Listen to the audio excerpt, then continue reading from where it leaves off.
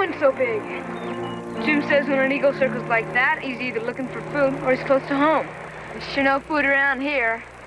Hey, in that tree over there. Boy, what a whopper of a nest. That must be where he lives. Maybe he lived there once, but no eagle with good sense is going to keep living in a tree that died. Good windstorm and down it would come. You don't know if he's living in there or not. I'm gonna go see. You got nothing better to do than go climb a dead tree and go looking at an old eagle's nest? Go right ahead. I'm gonna keep looking for frogs.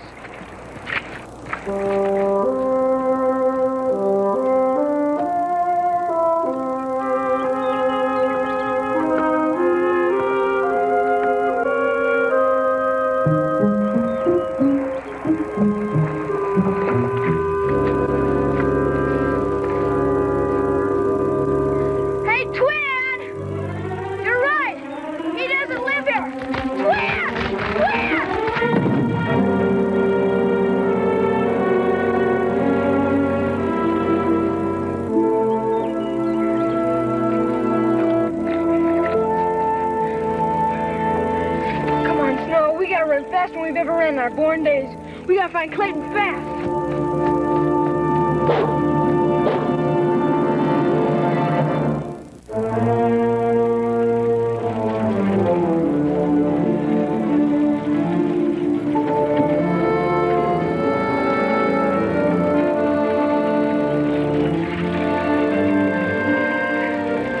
Rosa, look.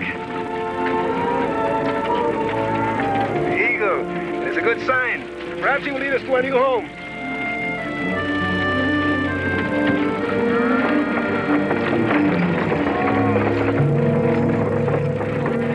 What is it, my husband? A fallen tree. Is that not a body beneath it? It is too far to be sure.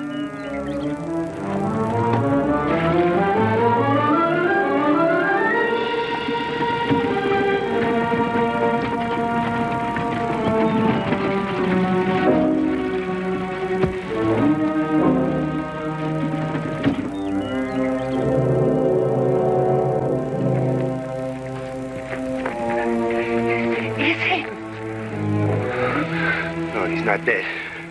We have to get this tree off him before it's too late. Hurry! Hurry! Little twin was climbing a dead tree. It fell on him. Where? Down where the creek narrows. It was an awful big tree. It was right on top of him. I couldn't budge it. Come on.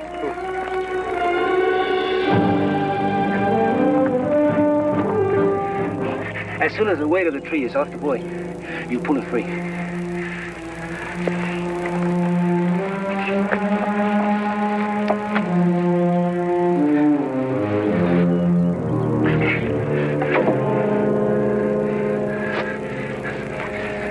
Perhaps if you get a wet rag for his head, you'll awaken a little bit. The danger's over.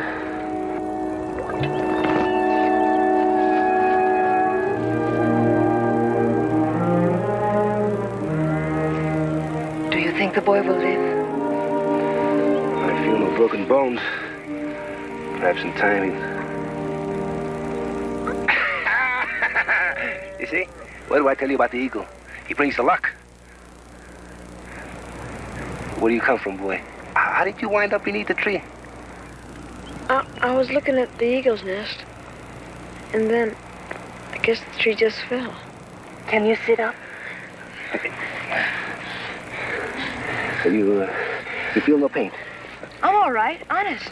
Pulsa, others come.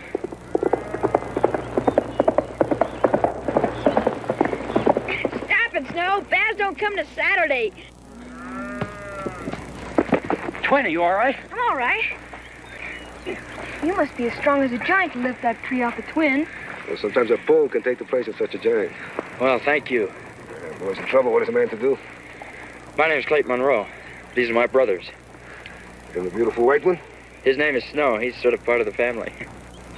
It's a good family. This is my wife, Margay. Hello. I am Posa. It's nice to know you, Posa. It's good to know you. Sir, you will not be angry with me if my herd crosses your land. You see, we are in much of a hurry. Sure, you can cross my land. But this isn't my land. Belongs to a family named Wales. He's a tough old man with 2 sons with nothing but trouble on their minds. I'm afraid I don't think they'll take too kindly to your being here. Speak of the devil. That's one of his sons now.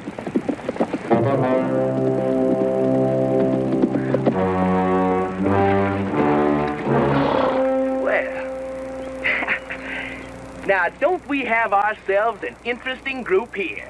A nest, eh? And I can't rightly say what you all are. What do you want here, Billy Dan? You bring them cattle here, mister? Well, that was a mistake. I don't understand you, sir. You coming up from the southeast, that right? Yes?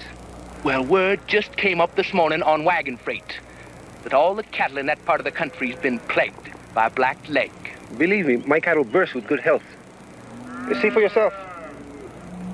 I see a dozen or more cattle that are bringing death and destruction into our valley. And there's only one way to deal with that, mister. Kill them and burn them where they fall. What are you talking about? That's the trouble with you nesters, Monroe. You know about raising corn in a row of cabbage, but you ain't got no idea about the important things, especially out here. Black leg causes horses and cattle to sicken and die. Sometimes humans, too. But he just told you his herd is healthy. Now, what he told me and what is true ain't necessarily the same. Now, this'll all be over before you know it.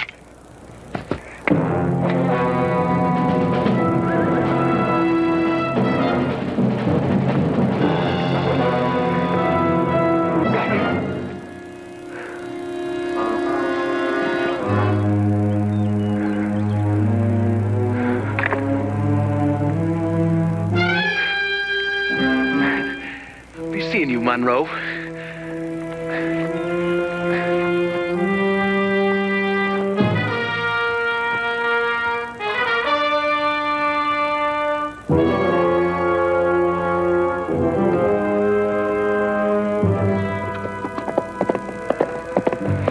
right, let's get them cattle moving, and fast. We'll take them across the stream to my land. Billy Dan will be back, and he'll be back with help.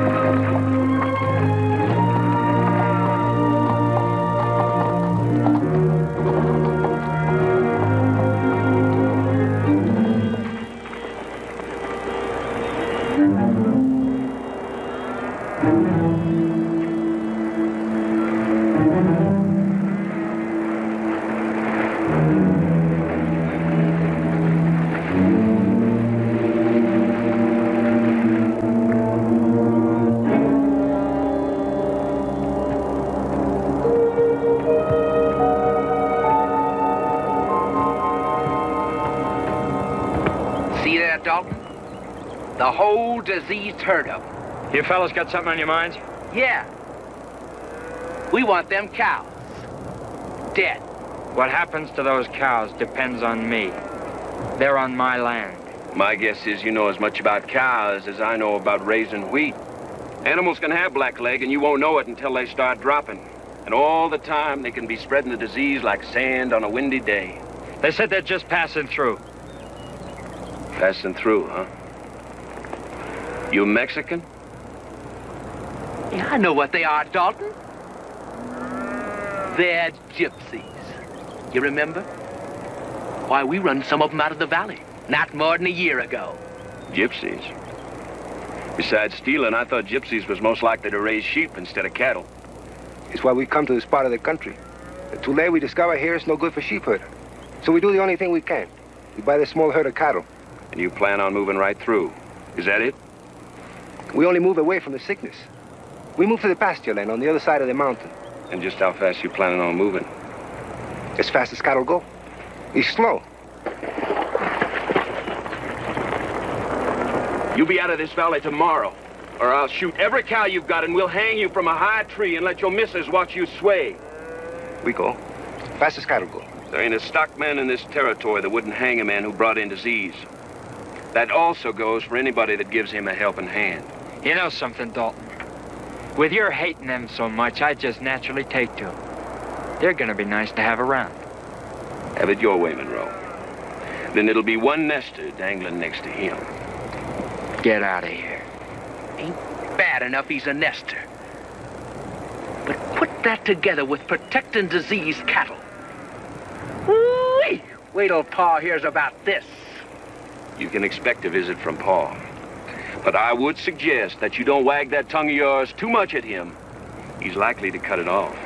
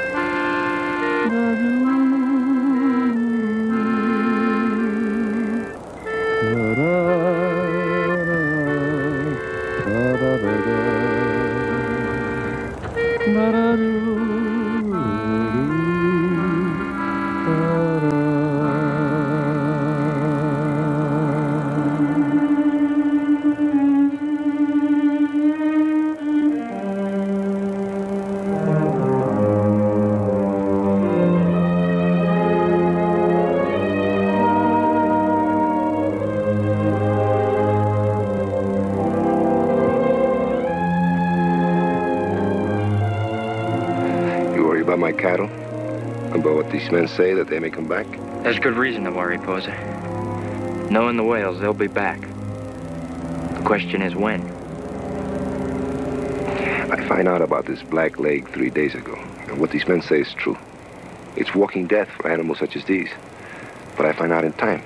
So my wife and I, we take our herd, head north in order to get away from the disease.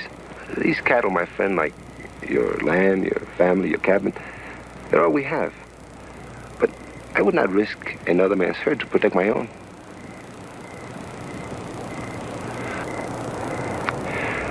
We will leave by the first light of morning. I don't feel bad. I understand it's the word of one man against the word of two. When it comes to your word against the whales, there's no question of doubt in my mind as to who to believe.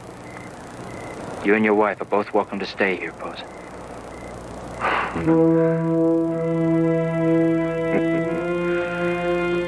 6 years of it, hasn't you, Mr. Lobo? But you're smart, huh? Not as smart as old Barney. Pa! You finally got that Lobo! Sure I did. I said I would, didn't I? Good thing, too. Wolves do more damage than anything. Yeah. They tell a lot of stories about them wolves, don't they, Pa? Mostly true, too, huh?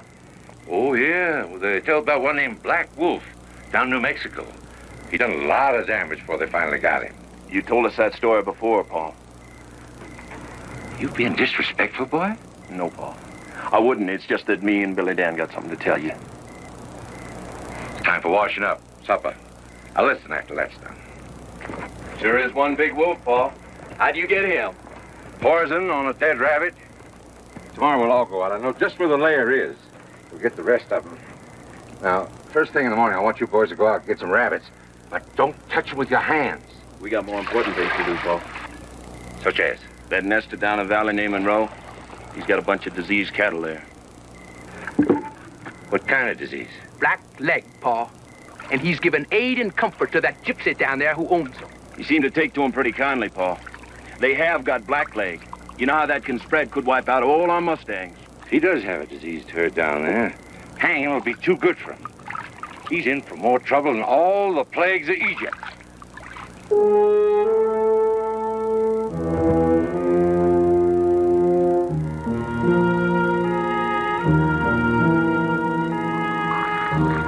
Boy, he sure can squirt.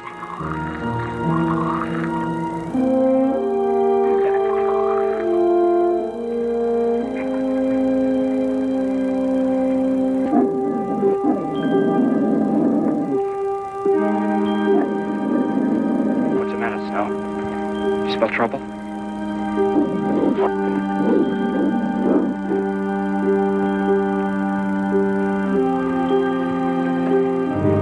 I'm sure it's nothing. The dog, he's just restless. Would you like some more coffee? No, thank you. Aren't you going to play anymore? No, it is late. We got a wagon. Get up early while it's still dark. Thank you for your much kindness.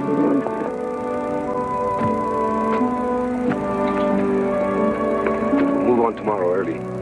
We hope we do not leave bad blood for you with your neighbor. Don't worry, Posa. It'll work out. Good night. Good night. Good night, Clay. Good night, Posa. Oh.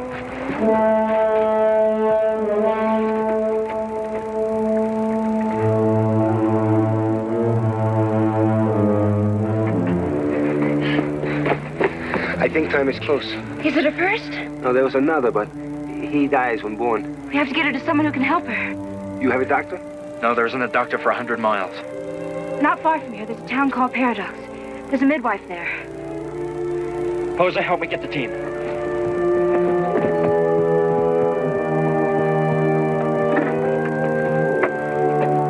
What's the matter with her? She's sick? No, she's going to have a baby. Aren't you proud enough to know what a baby is? Yeah, you are. Friends, give us a hand to hitch the team.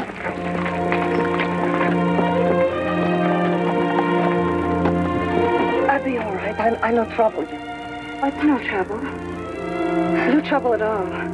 The time will come for you, my child. It's beautiful time. The pain, it goes and is forgotten. But the happiness stays with you forever. Paradox is northeast of here.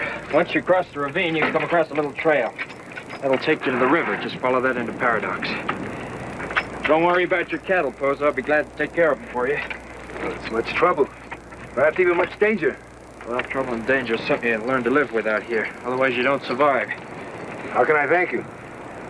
By bringing back a good, healthy baby for us all to see. Your wife's comfortable now. Thank you. We'll see you in a few days. Have a party for the baby. Goodbye. Bye. Elsa!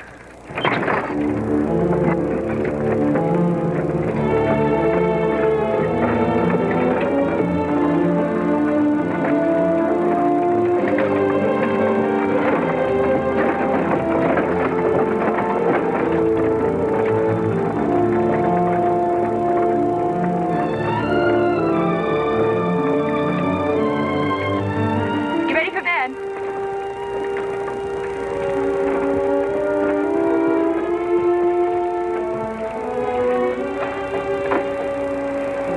Penny for your thoughts. I was just thinking about taking care of his cattle.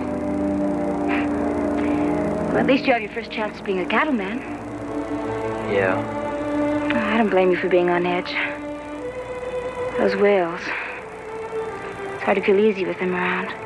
Those cattle are going to mean trouble, all right, if the whales decide to come back. Maybe we made a mistake. But what else could I do, Cat? After all, his wife having a baby and all. You're right. It was the only thing you could do.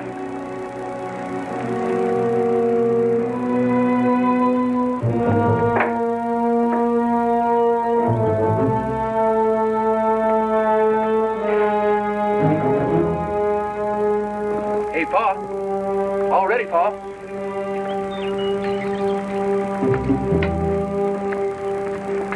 Paul? Hey, we going now, Paul? Paul?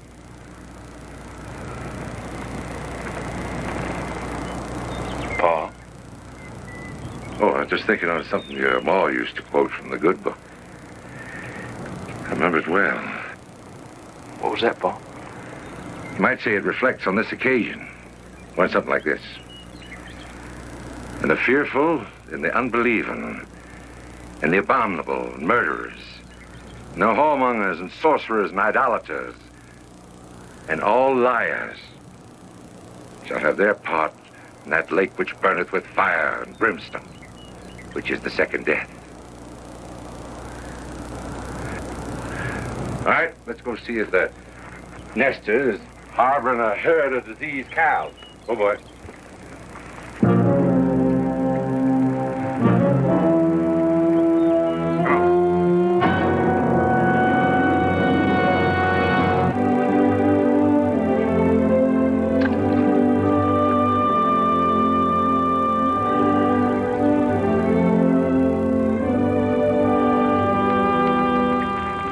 No.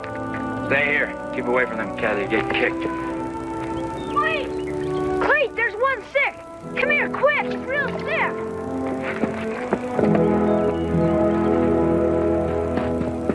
Clayt, he's sick. He's doing funny things. Watch him. He's been kind of sick all morning. He's not sick. She's gonna have a baby. A baby? A baby calf? What did you think? Oh, boy! A baby calf! Calfie! Well, we better get her in the corral. She could get trampled on out here. I'll go get her a pillow. Hey, wait a minute. Where are you going? Get her a pillow. Why do you want a pillow? To put her head on. You don't need a pillow. She's not a woman.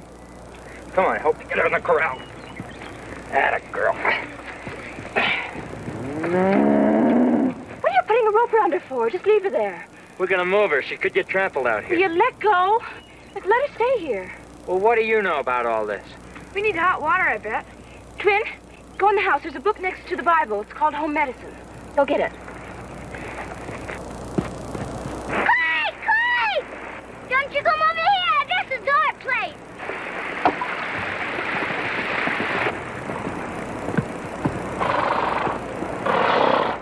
I told you, Paul. What can I do for you? Paul wanted to come calling. Monroe, you're nursing some mighty unpopular cattle. If they're on my land, they'll stay on my land as long as I want them to. Well, now, that statement don't strike me as too much favor. Mr. Wales, you got no call objecting to these cattle. They're not bothering you. Bothering me? Cattle coming from diseased herds, just about dying themselves, carrying disease so as to plague this whole valley, and you say no bother? But this herd is healthy. Now, you listen to me, boy. For more years than you can count, I've been raising horses in this valley. And if you think I'm going to let you and your stubbornness destroy all that by having them cows stay here and spread disease... We're only keeping them for a little while. The owner's wife's having a baby. When they return, they'll take the cattle away. Well, why did you have to say that? It's true, isn't it? Are you just trying to start trouble? Oh, this nester's got a lot to learn about respect for you. Maybe it's time I started to teach him. Them cattle will spook off his land mighty easy. No need for that. They'll be ours to get to soon enough. What do you mean? Monroe, you got too many head of cattle for your corral. And since you don't have no fences, how are you planning to keep them from straying? I'll keep them. We can shoot them cattle from right here. Put that gun in your boot and keep your mouth shut. That is, as long as them cows stay on this side of the creek. Monroe, this creek is a dead line. You figure that out? Anything crosses it is dead. That clear? That's clear. Now, if you want to poison your land with disease, maybe kill your own family, that's your decision. But if even one of them cows sets foot on the other side of the creek, I'll kill it. Now, do you hear me? Yeah, I heard.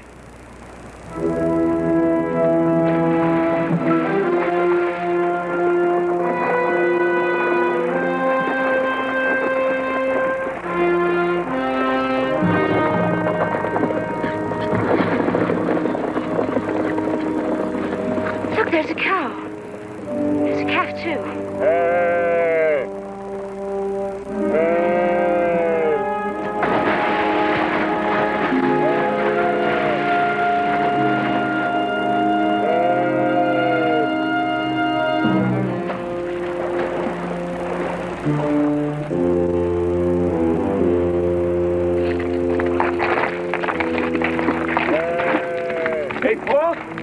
Listen!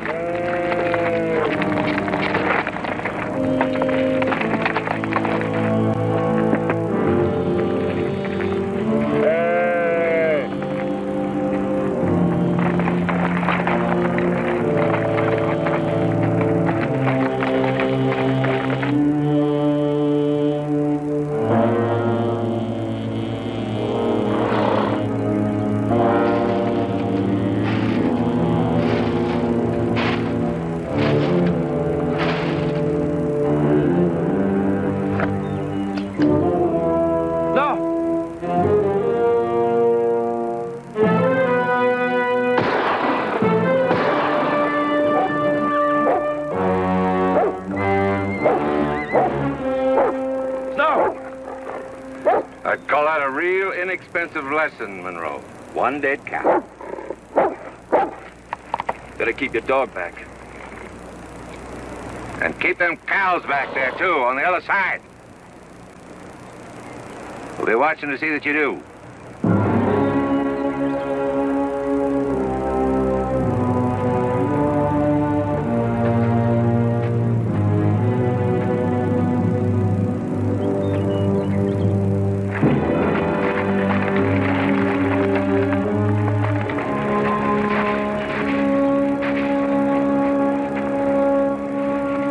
How could they do a thing like that? Just shooting it for nothing.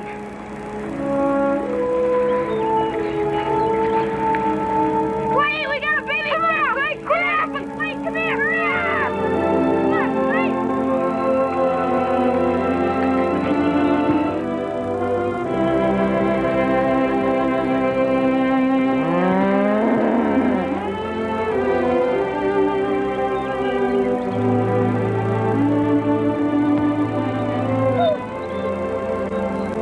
And she did it without a book. Yeah, I'm without hot water. Well, good. Now she can nurse both calves. Jeff, have you forgotten what we learned back on the farm in Illinois? Most cows won't nurse another calf. She's likely to hurt the little one. What are we going to do? We can't let her starve. Oh, just have to figure out some other way of feeding her.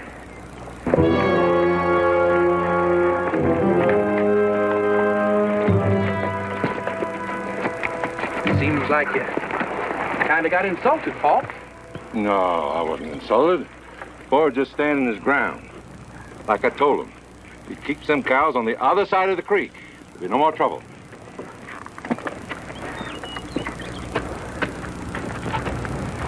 You know something, Dalton? Paul gets older. Paul gets softer. Still, maybe he's right.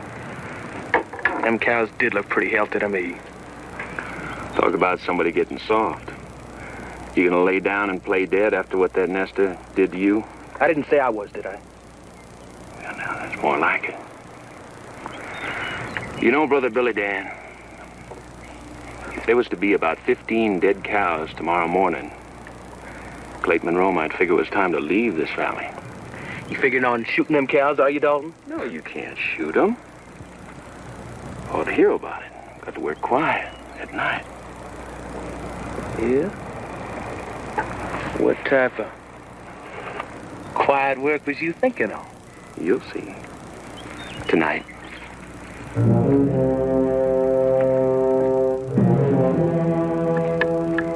Dump this all on the table.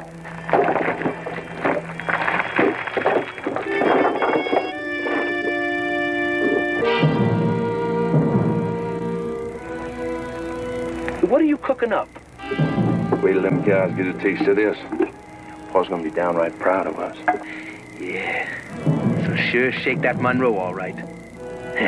Us ridding him of all them filthy critters. Hey, when it dries, won't all that stuff flake off? Some will, but what cows that won't kill us, you're gonna be feeling mighty poorly, you can bet. You know something, Dalton? I think you're right. This just might be the one thing that'll drive Monroe off our land. Been thinking the same. We should have done something about Monroe before this. That's why Paul treats us like young'uns, why he don't respect us like he should. 'Cause we ain't showed him we could handle ourselves. This'll show him. Dump the blocks into the sack.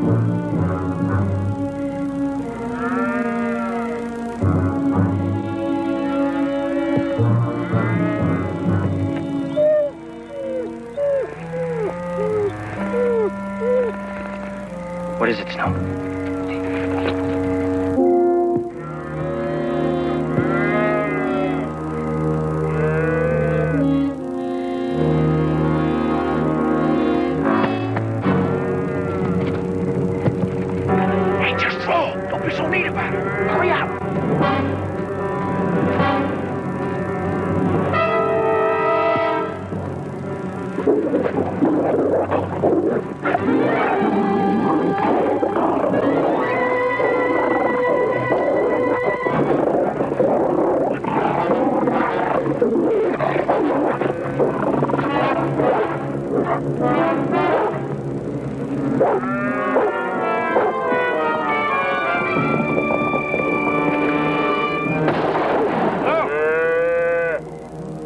back.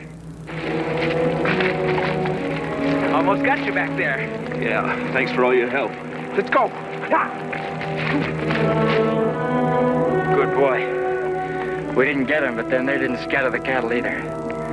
Come on. Come on.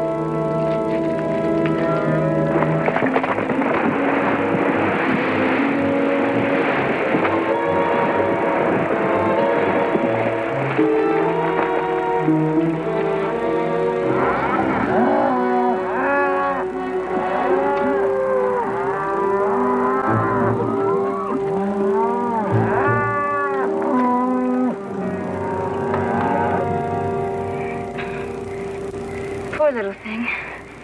Go take a drop. Here, it's good. I don't know what to do. He'll starve. Yeah, try putting it on my finger. Hey, they're getting sick. They're laying down funny. You mean another one's having a baby? No, lots are laying down. They're licking salt blocks. They're looking what? Come on and see.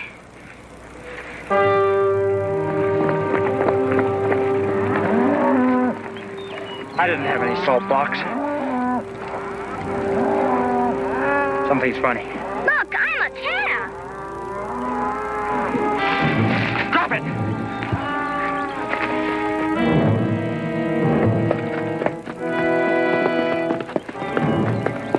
Cat, Amy was licking a salt block.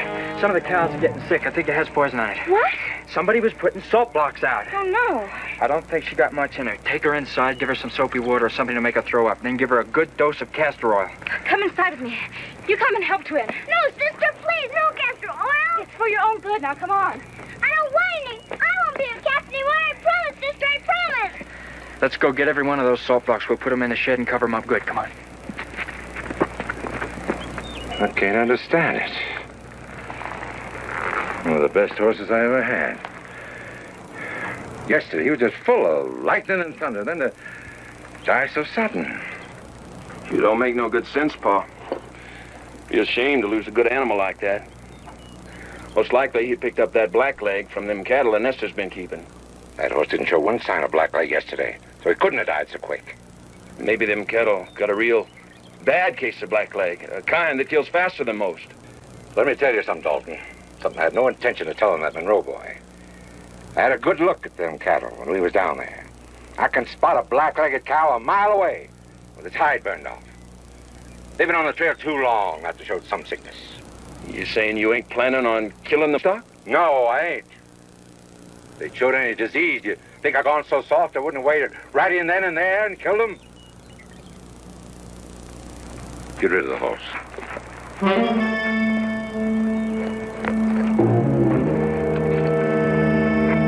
Are you going to be a good girl and take this? You going to open your mouth? If you'd played with those salt blocks any longer, you would have needed a lot more than castor oil. So that isn't so bad now, is it? Yes! Is Amy going to be all right? Wouldn't you say so by looking at her? Yeah, I'd say she's on the road to a speedy recovery. Kath will be back as soon as I can. Where are you going? It's a matter of these salt blocks. I've got to find out who put them there.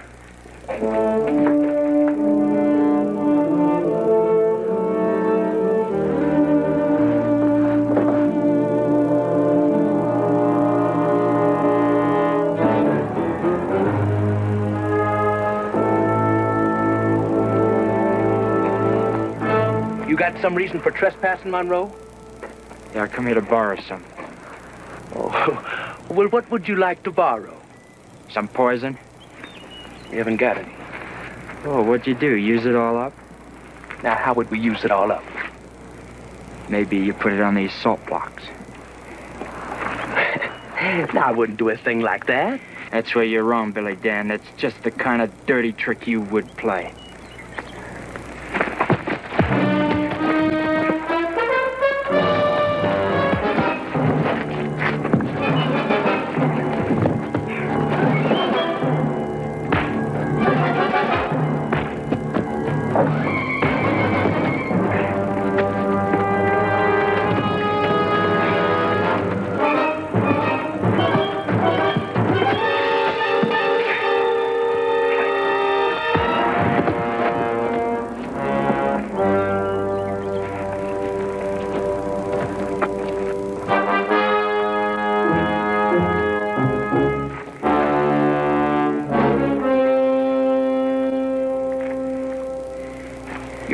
cause for an argument with my son, Nestor?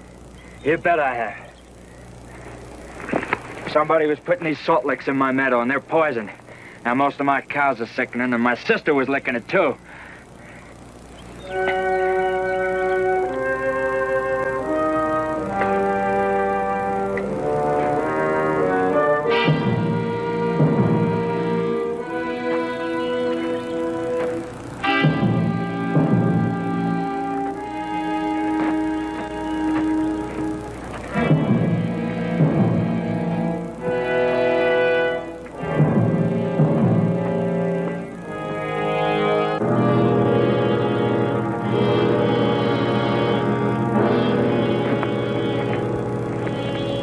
Dalton, wouldn't you say this explains what happened to that horse of mine?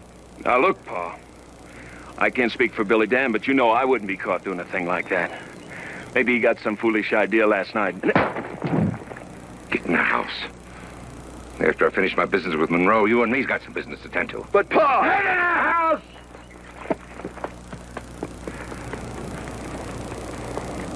Your sister gonna be all right? Yeah, she'll be all right. It's a sad day when I gotta face up to the fact that a Wales could be part of something like this. Mind you, Nestor, you still ain't welcome in this valley. But when I chase you out, it won't be like this. You still have to pay for any cattle that die. Oh, no. Don't you ask me to pay for your stupidity. You had no business taking them in the first place for that foreigner. They die. Just remember, it could have been you. Now get on your horse and ride out. You're trespassing.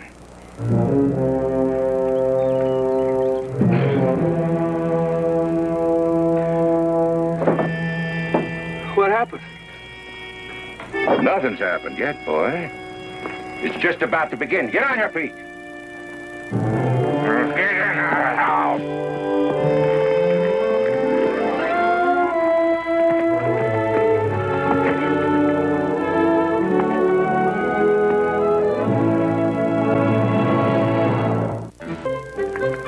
No, for a while, we were pretty worried. We had 7 cows sick. I had to take castor oil. I love blueberry muffins. I picked blueberries. It's a beautiful baby. Thank you. She is a beautiful girl. My husband, tell them the story. When the baby is born, we think, what is a good name for such a lovely child? So then we say, the prettiest name we know is Kathleen. Thank you. That's almost like your mother, sister. You tell us about the cow the Welshmen killed. The calf, she must have died from lack of food. No, she didn't. Look. The goat skin. Cows are not so dumb like I think. Even they take to it. As long as it contains milk instead of wine. You were in such a hurry, you left it behind. I thought I could put it to good use. I wonder if castor oil would taste better coming out of a thing like that. You're gonna... Oh, great. You're going to play. Play the song you played last time. All right.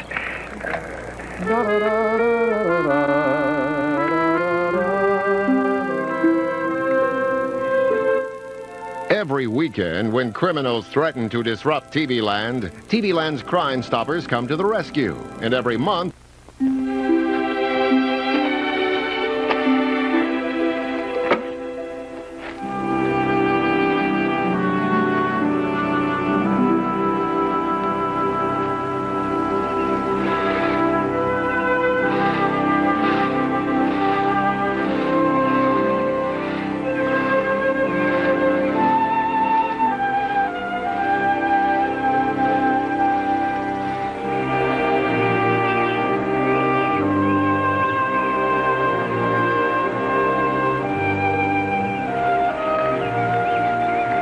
How about it, Ryan?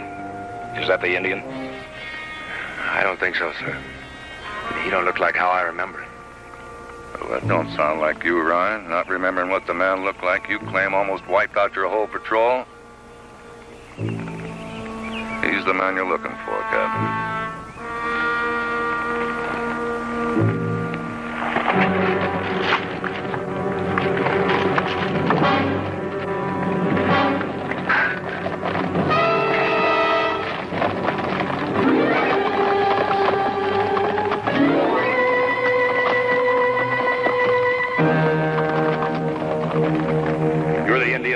Buffalo, Lance? You haven't got a chance, Buffalo. You better give up. I'm placing you under military arrest for murder.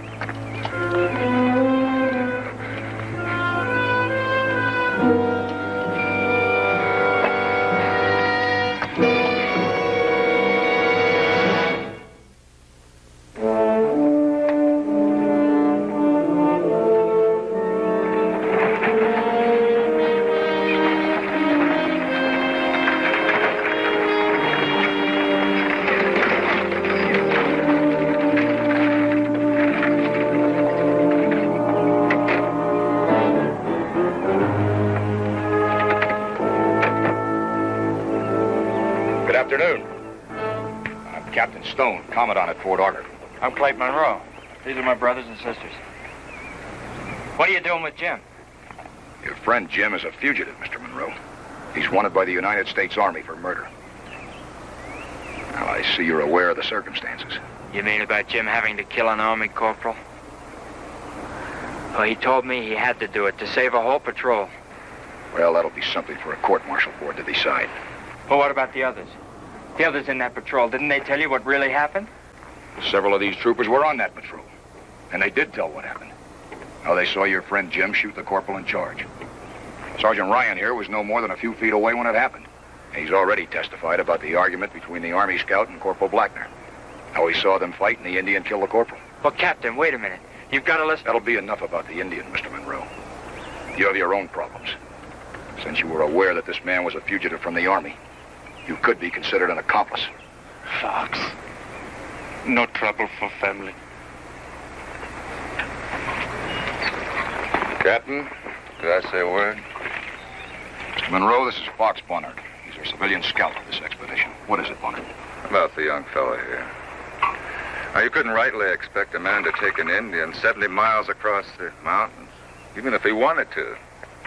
I don't claim to be no authority on Army justice, but I'd say he had a mighty good claim to innocence. You've got a point. All right, Monroe, we'll forget this incident, insomuch as you're concerned. Now, if you have no objections, we'll bivouac nearby and continue our march in the morning. Captain, that's not the point. Jim is a good man. He'd never murder anybody. I told you, Monroe, that's up to a court-martial board to decide. My orders read that if I find this man, to bring him back to trial.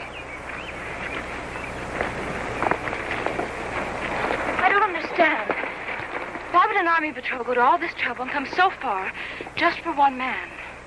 Well, finding this Indian you call Jim and bring him in is sort of a side issue, you might say. Our real mission was to chase a group of important Cheyenne. However, up to now, things haven't worked out quite the way we planned. Now, there was a fight, and we lost some men, so we came up here where we could get some rest and regroup our forces. What I want to know is how Captain Stone knew that Jim would be up here. Well, I'm afraid that's on my account. You see, him and me date back as friends for a mighty long time. You're his friend? And you do this to him? When a man takes money from the Army, there's a loyalty that goes along with it. And there ain't nobody more sadder than I am about it, boy.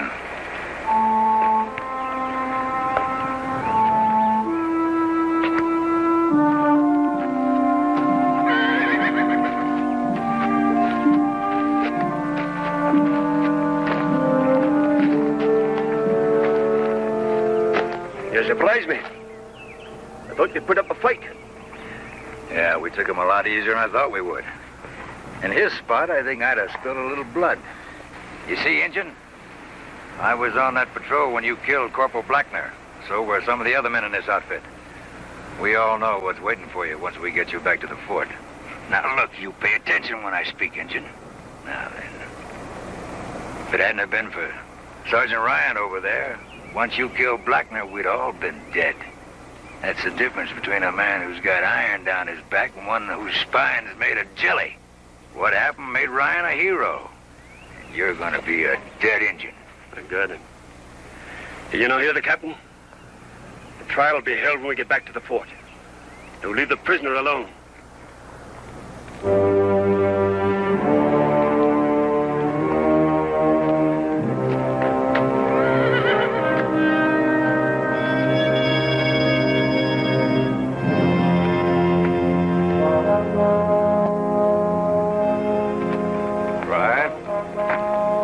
got that gloom all over your face?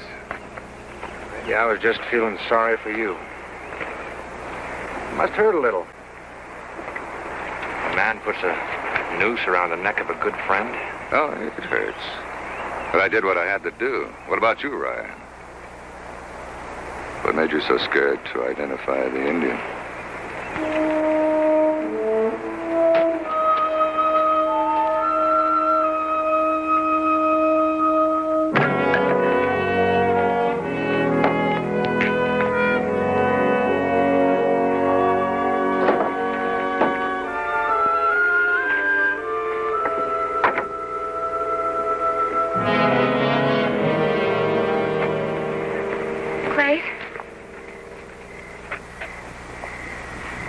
There's only one thing I can do.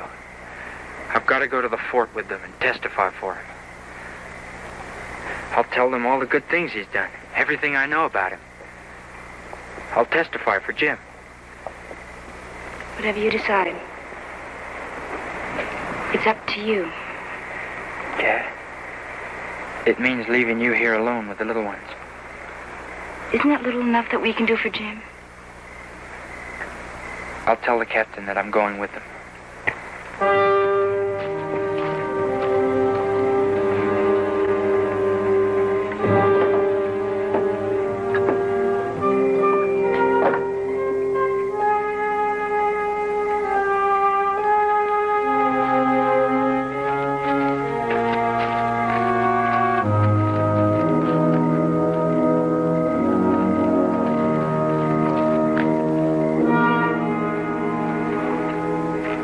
Absolutely not, Mr. Monroe. This is a military patrol on an official and possibly dangerous assignment. Have you thought of the chances of not getting to Fort Auger or not getting back? What about the responsibilities to your family? It's my responsibility, Captain, not yours. Let me tell you something, Monroe. There are bands of renegade Indians running all over this country between here and Fort Auger. But most especially, there's that bunch of Cheyenne we met up with before we got here. We admire your spirit, son. Like the captain says, it's going to be a mighty risky trip. I don't care. I'm going to the fort and I'm going to testify for Jim. Oh, Captain, if I could make a suggestion, maybe we could get around the book. Since we sent Dan Dupre back with that dispatch to Fetterman, I'm short-handed. I could use an assistant scout. This boy up against the Cheyenne? You're slipping, Barnard. I think you could help. Absolutely not.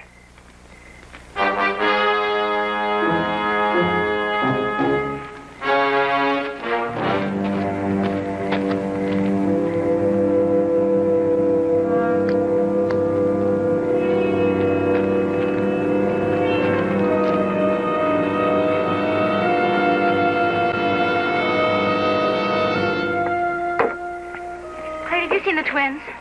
No, I haven't. Their horses are over there, Jim. Run, get one.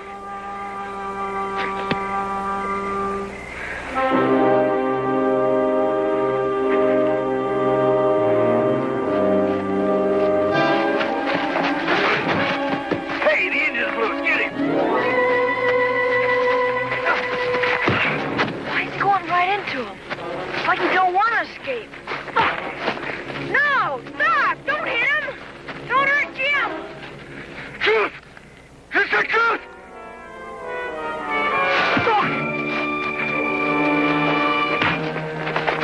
All right, what's going on here? Those kids cut that engine loose.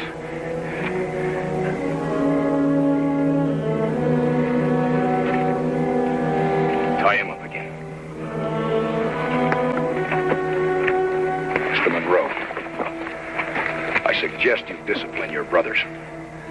Tell them that interfering with the Army in the performance of its duty is a very serious offense. You bet I will. Kath, take them back to the cabin. But Clay, Jim could have got away on a horse, but he'd run right into these men. What? And I heard him say something to the sergeant there about telling the truth. Just what I've been doing. Ever since that engine killed Corporal Blackner.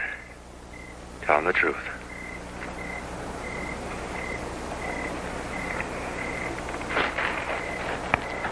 All right, all you men, back to your posts.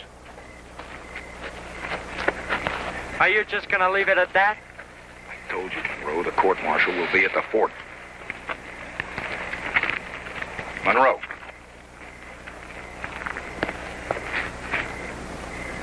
could be that I've been wrong about you. From what I just saw, you handled yourself pretty well. Maybe we can use you. From now on, you'll be Mr. Bonner's new assistant. We mount up at dawn. There'll be no waiting. Is that understood? Yes, sir.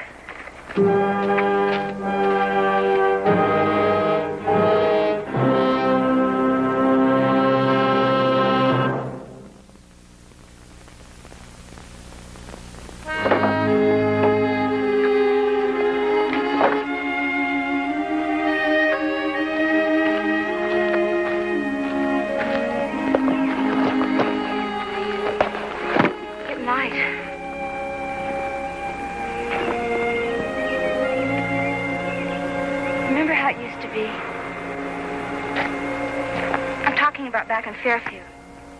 I wasn't much bigger than Amy. Remember what, Kat? How before Mom and Pa get up, you and me'd sneak outside and see the first red-breasted robin. I remember. We'd sit out there by the fence till the sun came up over the hill on the far side of the house. I can still smell the wood burning from the fire pot starting the stove. Then biscuits and ham. I miss it too, Kat. I sometimes wonder why Mom and Pa want to leave a place like that. Looking back, it seemed like a good life to me. It was a good life. We're gonna build us a better life out here. And somehow we're gonna make that include Jim. All right, Sergeant, move him out. Forward, hold!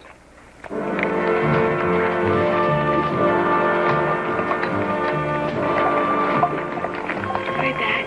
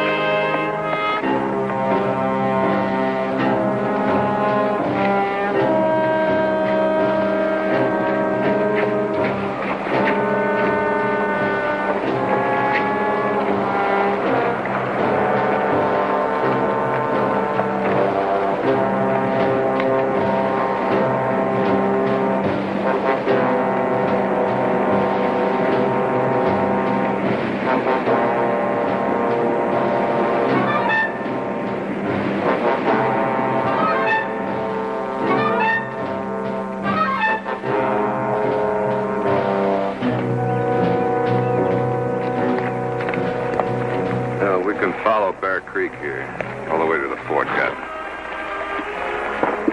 Nice to have you with us, laddie. Sorry about last night. You find all kinds in the army.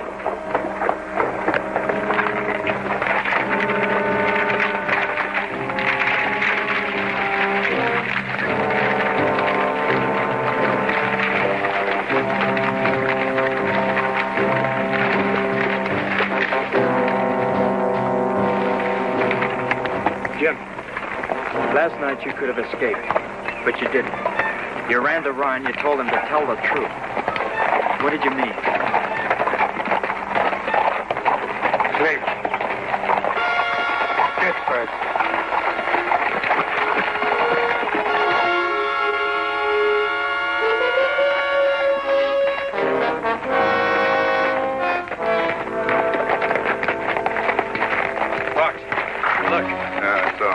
Nothing much. Maybe an elk cap down, something like that. Well, Jim's acting like he senses something. Better ride out and take a look then. Mind if I come? It's a job now, boy. Stay away.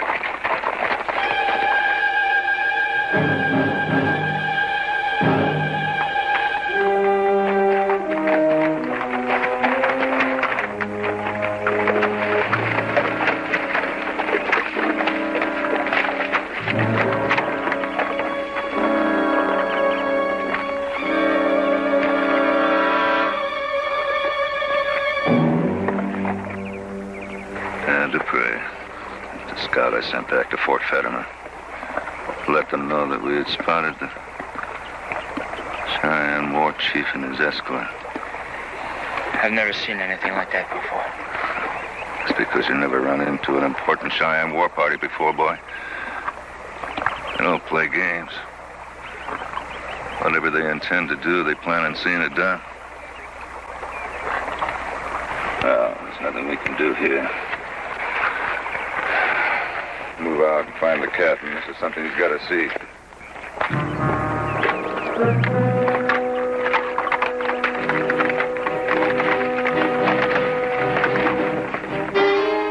Staked out with strips of rawhide. He did not die with comfort. One thing's sure. That Cheyenne war chief and his escort are still around here. Our fight with them didn't make him turn back. Aye. They're out there. I can feel it like putting your hand on a hot stove. Some 15 or more of them and only 9 of us. And no help coming since our message near got back to Fort Fetterman. What do you think, Fox? I can't tell from this. I got to go look. This didn't happen too long ago. They must have tortured them for a while. What do we do now, Captain? Our orders were to contact and apprehend that Cheyenne war chief. We were unsuccessful the first time. We won't be this time. Mr. Bonner, move out and see what you can find. Right.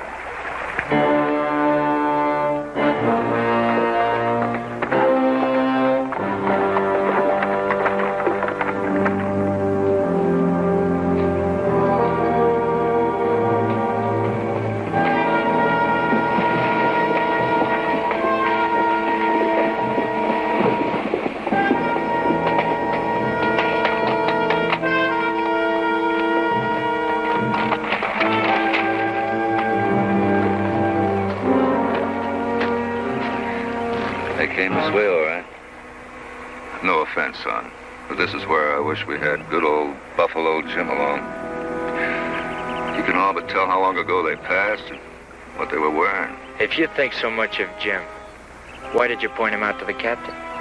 It was a duty, son. There were only 2 of us that could have done it, Ryan and me, and for some reason, Ryan wouldn't tell. What do you mean? I can't put my finger on it exactly. But there we were, and Ryan just plain wouldn't point out Jim.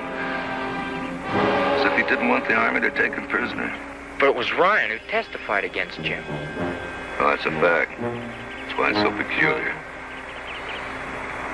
Well, water's over the bridge now. Gotta find us some Cheyenne.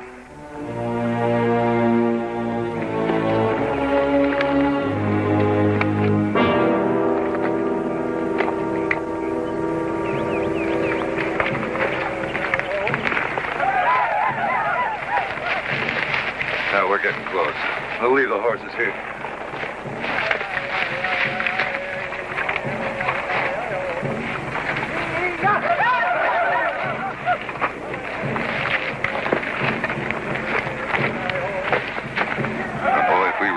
Trouble. You get out of here fast. Huh? Tell them where they are. Get help. Understand?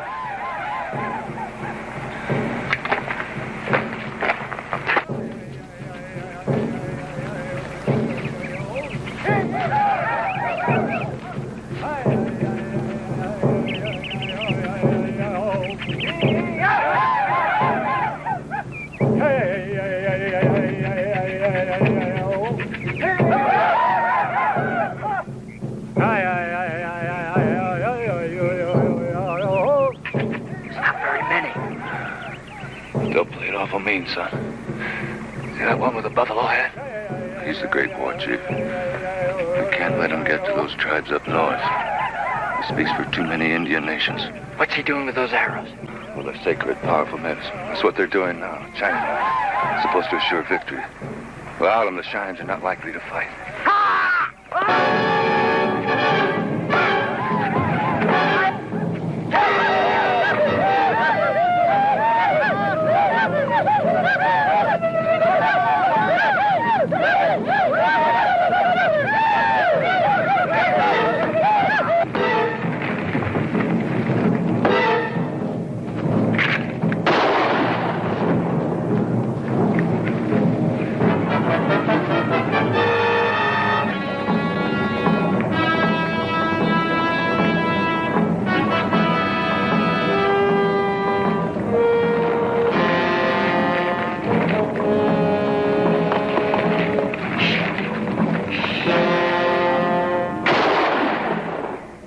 Cheyenne Werther? About 15. Fox says they're protecting a war chief named Buffalo Hat.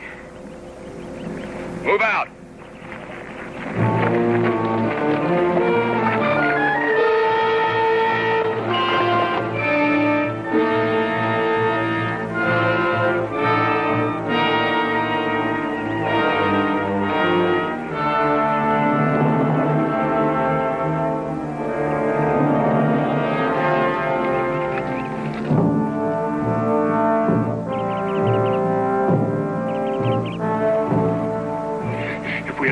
Kill him for sure. And I cannot see any way to release him. He'll not endure much longer. Fox need help.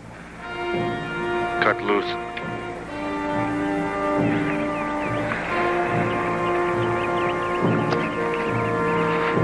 Knife.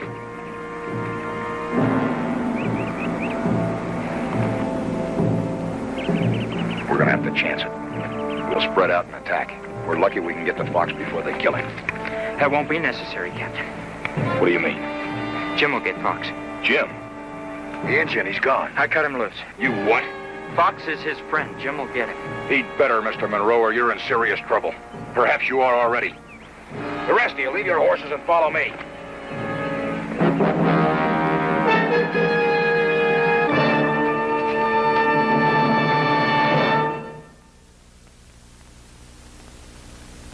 The Monroes will continue following station identification.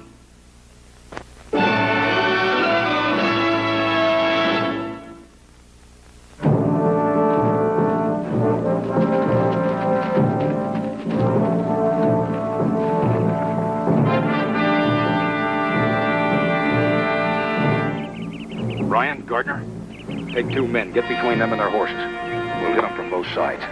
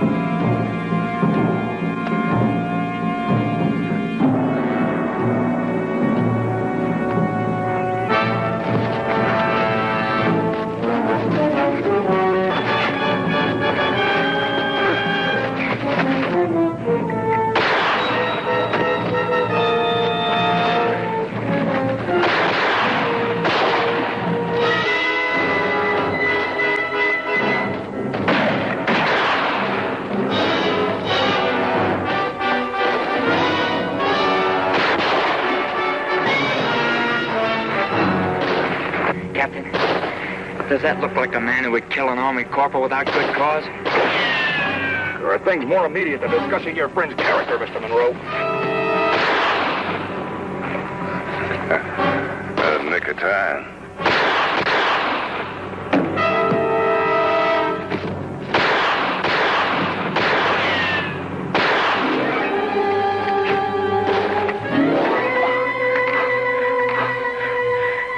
Forget it, laddie. All right. This whole bull may be getting a bit long in the ears, but they ain't done his horns yet.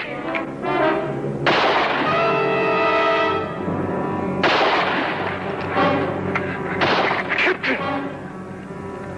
Are you scared?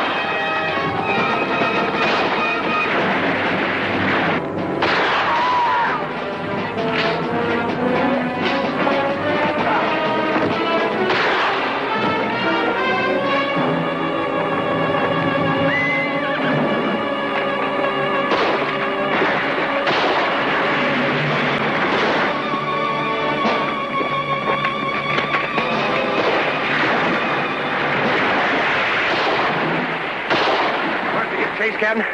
On what, Ryan? Our horses are back in the ravine. Any casualties in your group? No, sir. You all right, Duncan? Aye, sir. Barmaid in Glasgow hit me harder than this. I'd have had a war club in my skull if it hadn't been for the engine. Ever since you killed Corporal Blackner, I've had a big hate going for you. Now I figure I owe you something. You'd make a good soldier, Mr. Monroe. I figure we owe you both something. You can pay us off right now, Captain. Let Jim go. You can say he was missing in action. But he isn't. Maybe that's too bad. He had the chance, but he didn't. Captain, he saved my life. And mine. He's also wanted by the Army for murder. You know my orders.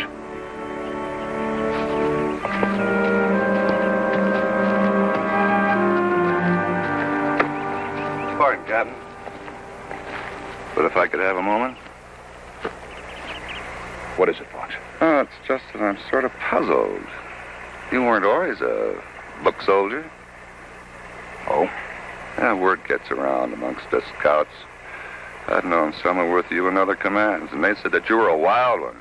Anything to get the job done. Or for your men. A wild one. And where did it get me? Nothing but trouble. I'll be a captain for the next 20 years. No, it's the fight any officer has who comes up through the ranks. Who ain't a West Pointer. And a Johnny Reb to boot. I wouldn't be an officer at all if it hadn't been for General Carlisle. Yeah, I know. And you haven't had a promotion since he died. Now they sent you to the hole. Fort Auger, one of the worst little posts in all of the Western Division. Now you've given up. Turned into a book soldier. It's not like you, Captain. Do you really think you'll earn you a promotion? That's none of your business, Fox. Yours is the latest of Fort Auger. Now tend to it.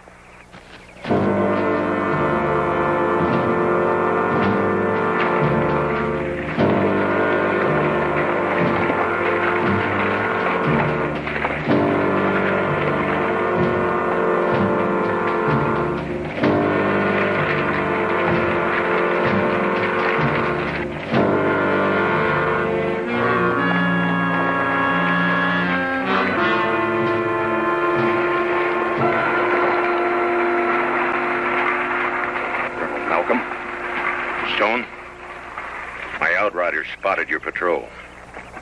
A message arrived at Fort Fetterman several days ago. Seems that you were way off schedule in your chase for the Cheyenne. I presume that your patrol had been destroyed. I was just bringing over your replacement.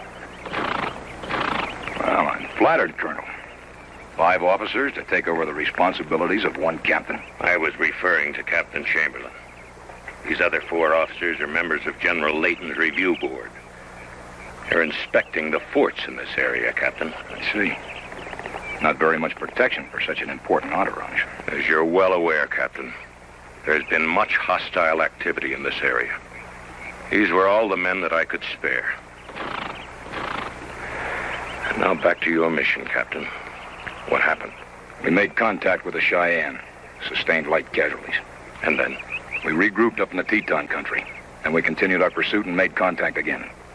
And what about Chief Buffalo Hat? He's dead, sir. And the medicine arrows? One of the braves that got away took them with him. Then you only accomplished half your mission, Captain. Perhaps a little more than half, Colonel.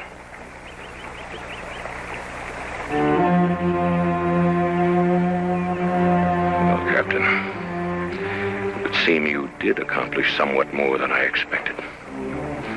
Bring that man forward.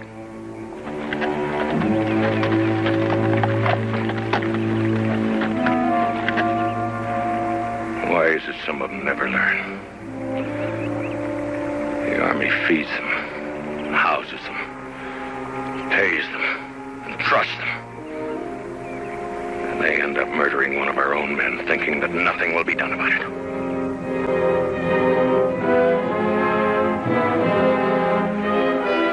What were your intentions, Captain? Take him back to the fort for court-martial as I was ordered, sir. The fort is still a day's ride away. The court-martial shall be held here. Will a day's ride make that much difference? Back at the fort, there are facilities for the prisoner and the proper elements to... Have we not the proper elements here, Captain? The 5 officers for the board, the witnesses we call anyway, and the prisoner at hand. Is that an order, Colonel? It's a request, Captain. The court-martial shall be held tomorrow morning. In the past, you've been known to ignore many requests of your superiors. And that's why you're in command of that fort called the Hole. My point is, I would consider my request quite seriously, Captain. And get your men cleaned up. They're a disgrace to the Army.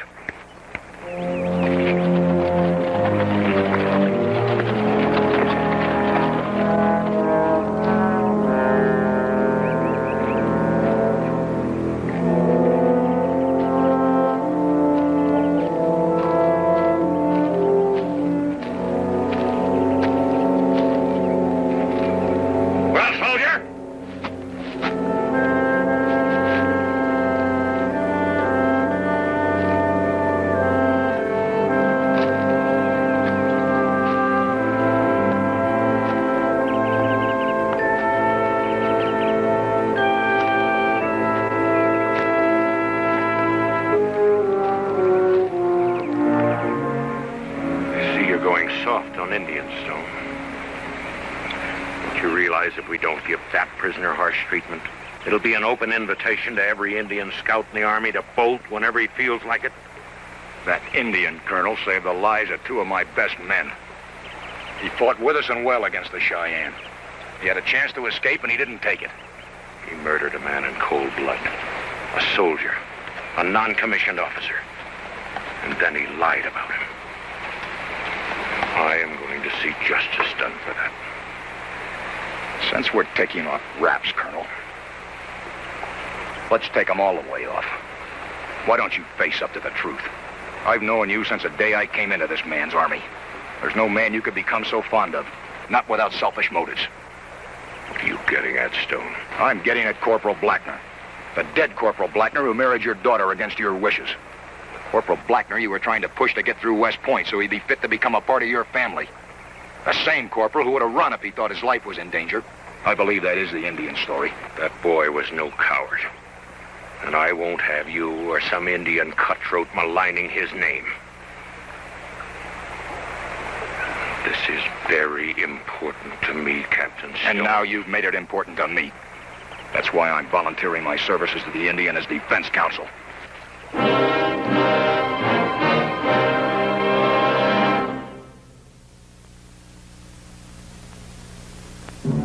When we ran into the Cheyenne ambush,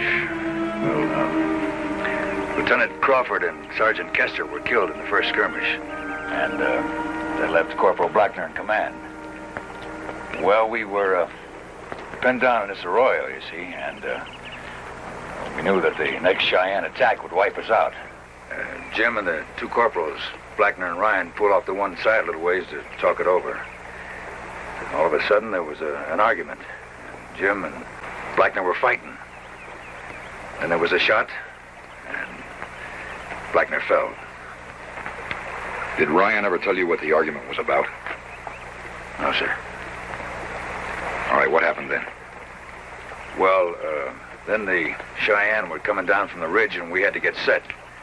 And suddenly Ryan was yelling for us to follow him, and he led us out of the trap. And you never saw Jim again? No, sir, not till we captured him. Would you say Corporal Blackner was a good soldier? Why, I suppose so, sir. Was he happy in the Army? Well, sir, that's the way it is with a trooper. Just ask him how he likes the Army, and it's just his plain bound duty to tell you he don't. Be more specific, Gardner. I was speaking of Corporal Blackner. No, sir, I can't rightly say I ever heard him say anything kindly of the Army.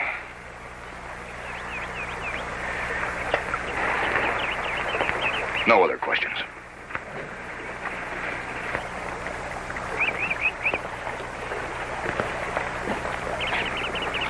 Court will recess 1/2 hour.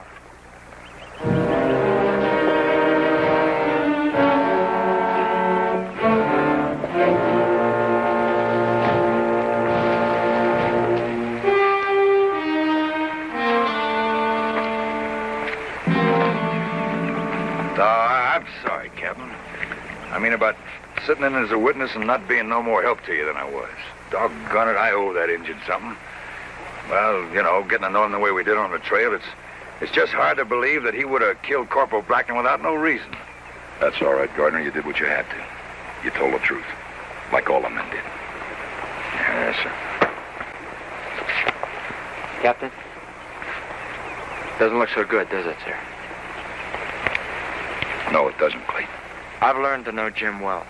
He wouldn't have killed that corporal unless he had good cause. I've come to believe that myself. But proof is the important thing here, and proof seems to be on the side of the prosecution. That's why Colonel Malcolm whispered to Captain Chamberlain. He wanted to hold up the proceedings any further until Sergeant Ryan returns from patrol. The Colonel knows that Ryan's testimony is all he'll need. Well, that's what doesn't make sense to me. Fox Barnard told me that Ryan wouldn't identify Jim. He seemed to get mad because Barnard had. What else did Barnard say? Nothing. Except that he was sure that Ryan recognized Jim. He said that he and Ryan had known Jim for years. I didn't know that. Why would Ryan have done that if he'd been telling the truth? That's just what I'm going to find out.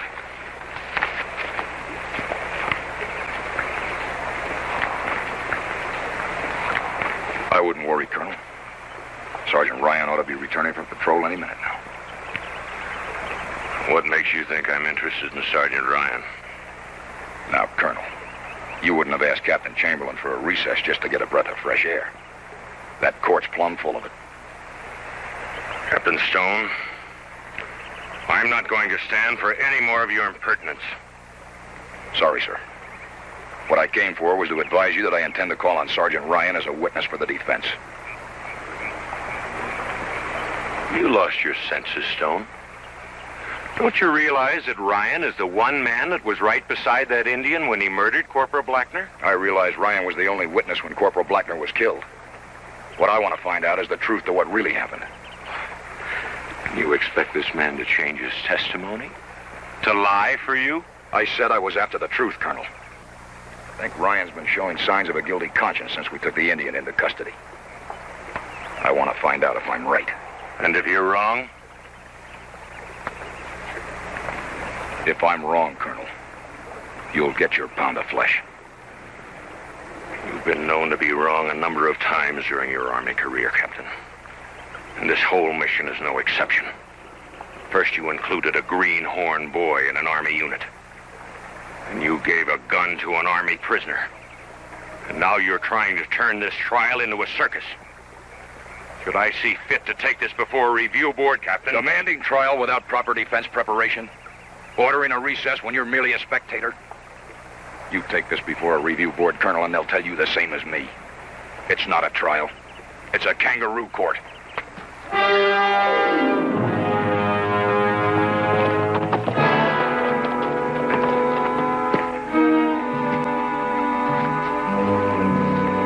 One moment, Ryan.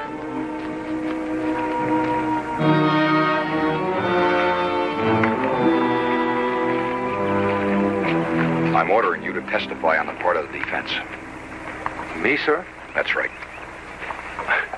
Everybody here knows what I have to say. Just the same, I'm going to ask you to take the stand.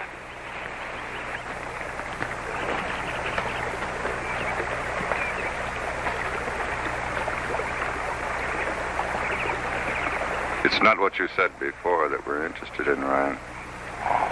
This time we want you to tell the truth. What are you getting at? We'd all like to know why you wouldn't identify Jim. And why you didn't want him taken prisoner. Now, wait a minute. What you getting so upset for, laddie? All we want you to do is to speak up and tell the truth. I told the truth.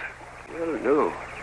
You better give that a lot more thought between now and when you get up there on that witness stand. because you're going to have to live with us for a while around here. I'll call it my Scottish charm. But all the troopers seem to think of me as their good friend. And if I didn't like somebody, it could go hard with that man. So thinking of you as kindly as I do, Mr. Ryan, I suggest that you tell the truth and nothing but the truth.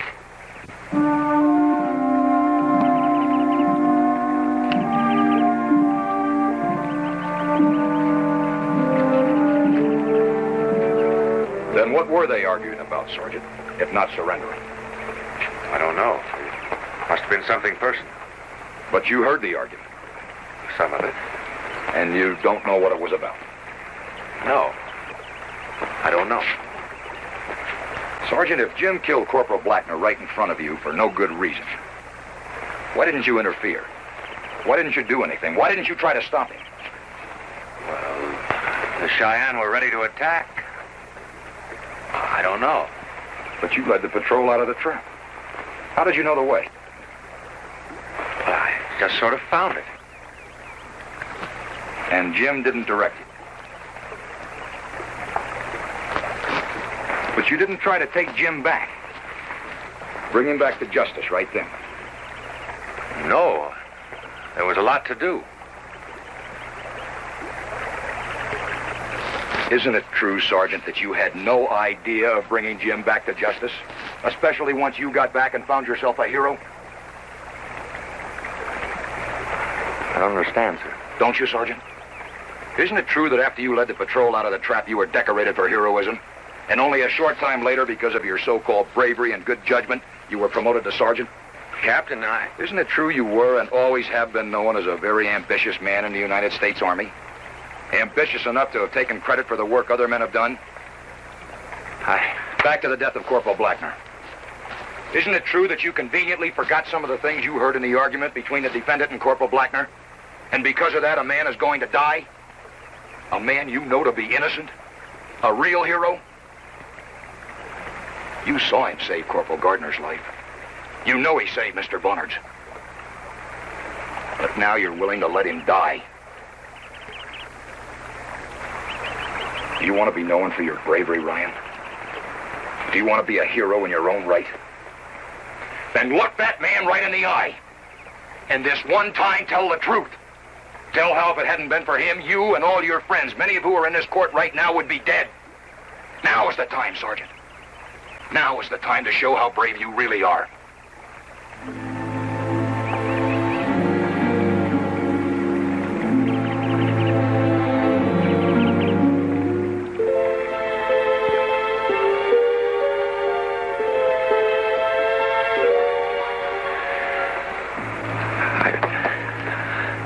I didn't really mean any harm to Jim.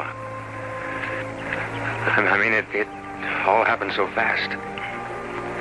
Corporal Blackner wanted to surrender our whole patrol to the Cheyenne. Jim trying to explain the Cheyenne took no prisoners. Corporal not listening. And he turned his gun on Jim. The scuffle. And a shot.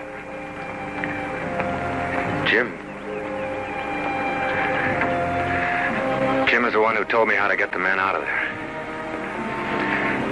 And all of a sudden he was gone. I never thought anybody'd ever see him again. So when the whole post began talking about the bravery of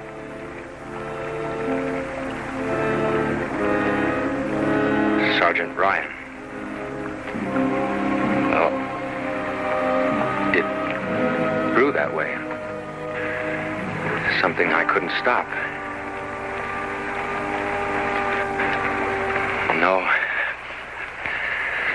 No, you were right, Captain.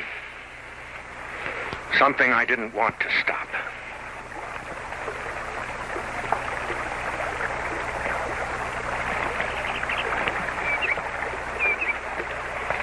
That's all, gentlemen.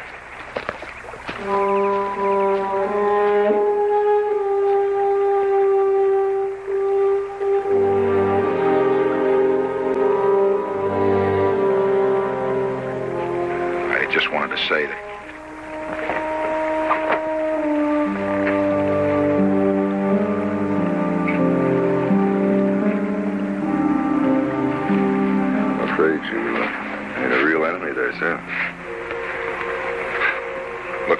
dogs. Funny, too. I just wanted to tell him I knew what he was going through. And for that reason, I don't consider this a victory. Hatred can be a very thick wall, Captain. Often gets in the way of reason. And he won't listen. No, I guess not. You're wrong one way. For you, a victory was won today. Oh, I don't mean just by the trial alone, but my guess is that you finally learned that you're not the type of a man to go by the book.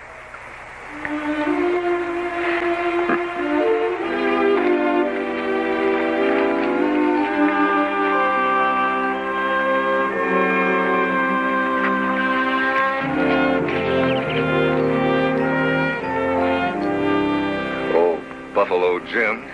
Captain, when we first met, I didn't think too much of you. But I've sure changed my mind. I reckon that works both ways, Clay. Thank you, sir, for everything. Captain, Jim. I understand you. Goodbye.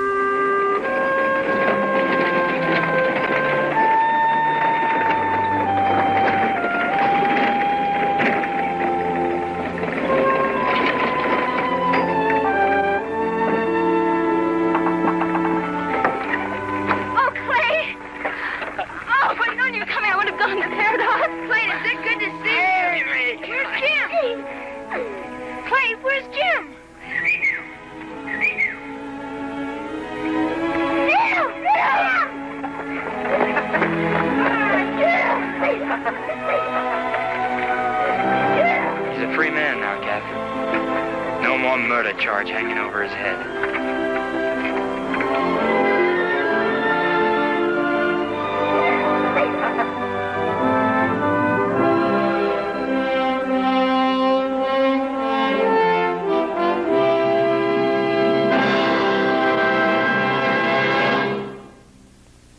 You don't see it, they don't see it, and they never will. I'm leaving this note for those in the past. Maybe someone will hear me and change what's to come.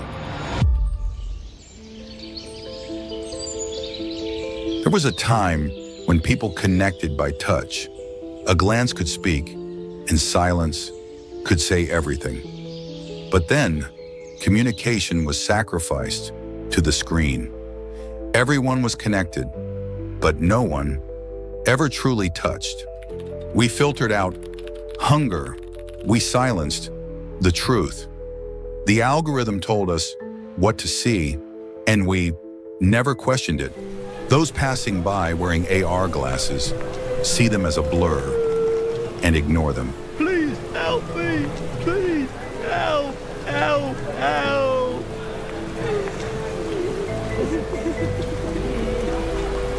Thinking was dangerous, feeling was forbidden. Even seeing was considered a crime. If you didn't look away, the system marked you. Silence was safety.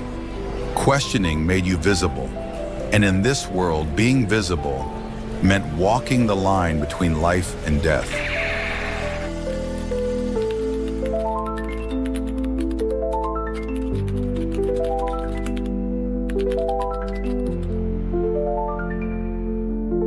Maybe there's still hope. Maybe a child lifts their head, looks up at the sky, and remembers what it means to be human. With a single glance, everything could change. But not everyone lives long enough to look up, so make it count. Be the spark, be the voice, be the one who dares to hope